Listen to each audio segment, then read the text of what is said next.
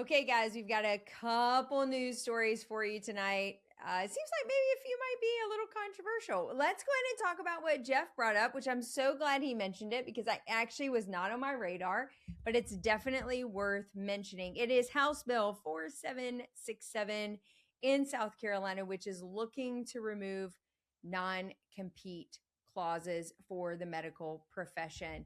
I love this. And I love, you'll remember there was a federal move for that to happen and it ended up being overturned. So I love that states are now looking at it independently to say, look, one easy way to solve a workforce issue is to eliminate this competitive structure that exists in our contracts for medical providers. If they want to leave a group practice and go start their own, if they want to move to a geography outside of a practice where they sold or whatever it is that they want to do, that they should have freedom to do that. And there should be plenty of work for all of us because after all, last I heard, most areas suffer a workforce challenge and need more qualified dentists to do dentistry.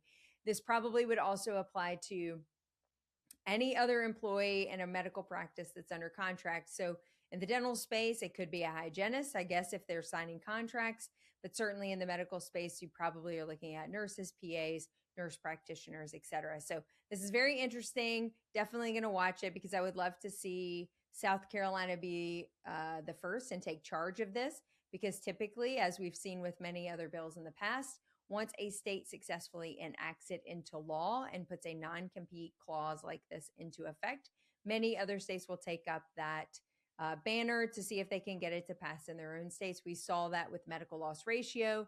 It took Massachusetts to carry it across the line. And once they did, we saw 10 other states pick it up pretty fast. So maybe this is now a state's issue and not a federal issue. Good luck, South Carolina. Another news article out for you. I would love to rally the troops around this particular one. This has been a passion project that we've talked about for several years now.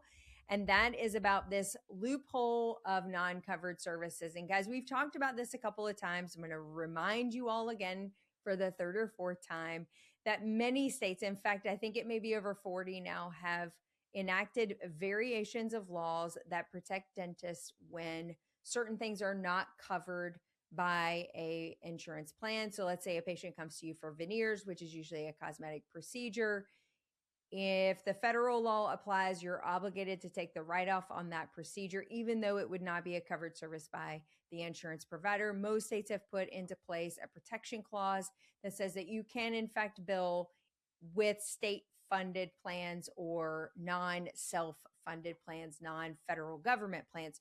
So that doesn't mean everybody gets billed. It means if they fall within that bucket, they get billed. Well, you know what a nightmare that is to figure out. And in fact, most insurance companies won't disclose to you on the phone whether that plan follows state law or federal law. If it follows federal law, you have to honor the write-off. If it follows state law, you don't. Well, there's been some movement and there's an Improving Dental Administration Act, HR 7931. This is a federal act trying to make this a simplified process and that we will be able to apply a standard rule across all states regardless of the plan. I, for one, am a huge fan of this. And actually, honestly, no matter how it shakes out, simply because it would just be nice to know, to be able to disclose that to patients and then decide if I want to do procedures that are covered or not covered, especially if they're elective procedures. Currently, there are more than 360 dental insurance reform laws over the last decade that have been passed in variations. Many of them hover around virtual credit card payment, network leasing, and downcoding, as well as these non-covered services.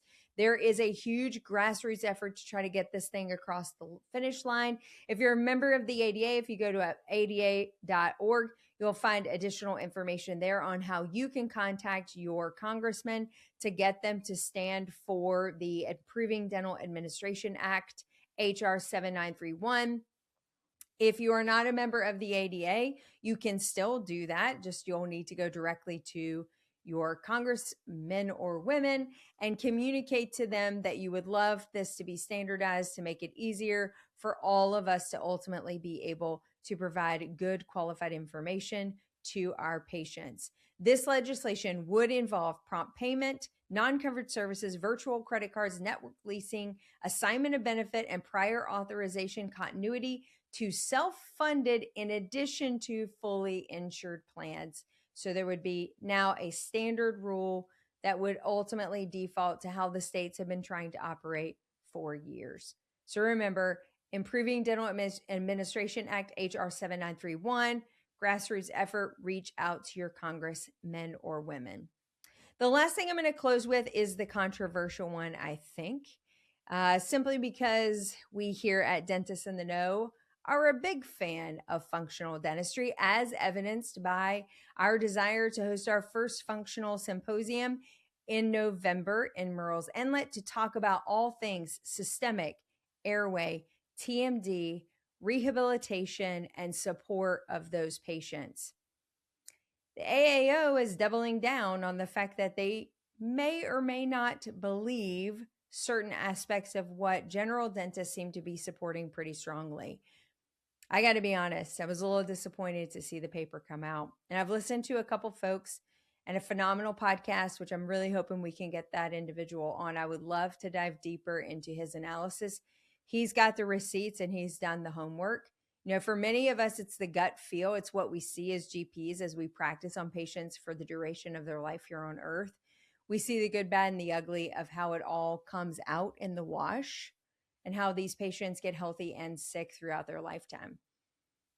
It would be really helpful if we as a dental profession could get on the same page and be collectively providing a similar message to our patients. And I'll leave it at that, but I would love to get some of our friends on who are pretty passionate about GPs and orthodontists working together to support healthy airways, healthy mandibles, healthy maxillas, and healthy palates for the benefit long-term of the patient. Hate me if you will, but I'm only interested in what is best for the patient. And with that, that's the news.